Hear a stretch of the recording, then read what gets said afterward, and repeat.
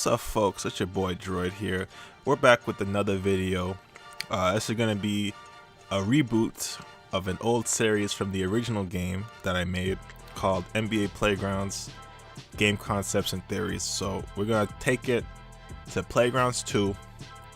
Basically, the whole idea of that series was to try and bring explanations and sort of ideas regarding the game's concepts, because basically Saber Interactive, they don't have an in-depth tutorial, they don't answer players' questions, so it really takes a lot of experimentation, a lot of experience, a lot of practice in the game to sort of notice different sort of tactics, different sort of moves, different strategies, things like that. So really what the idea of the series was to try to teach players sort of like a tutorial, if you will.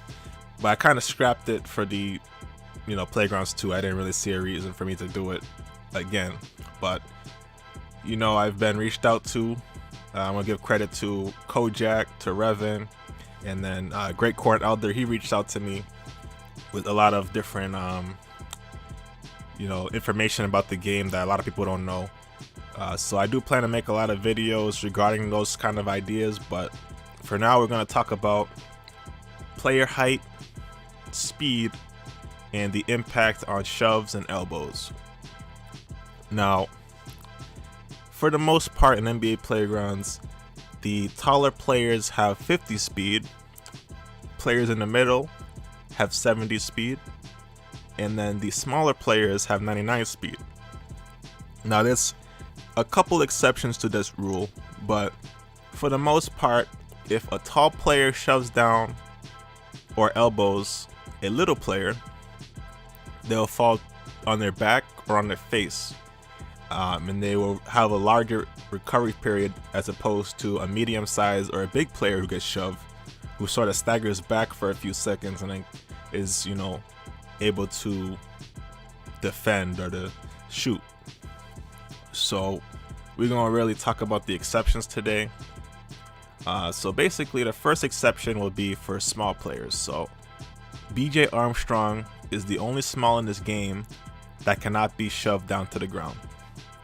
The reason why is because the shoving and elbow impact is based off of a player's speed rating. So if a player has 99 speed and they are shoved by a player with 50 speed, they will be shoved to the ground. So BJ Armstrong has 70 speed as opposed to 90 speed for a small player. So he does not get shoved down. He basically responds to shoves and elbows like any other player.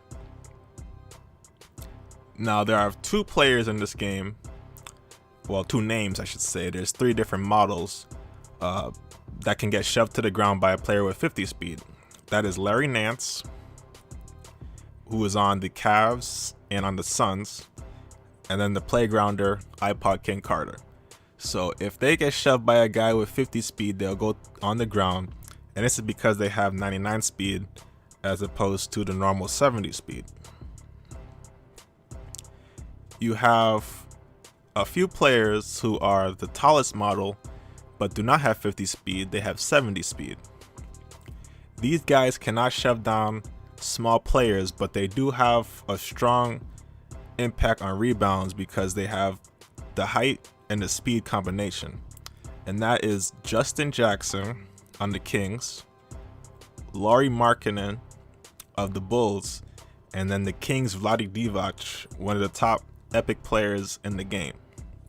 So these guys are basically as fast as a mid-sized player, but they have the advantage of being much taller.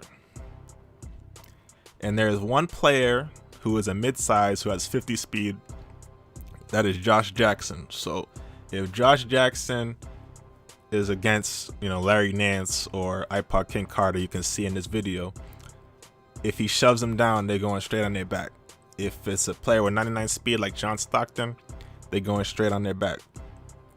And again, that's because if a player has 50 speed, they can knock down a player with 99 speed.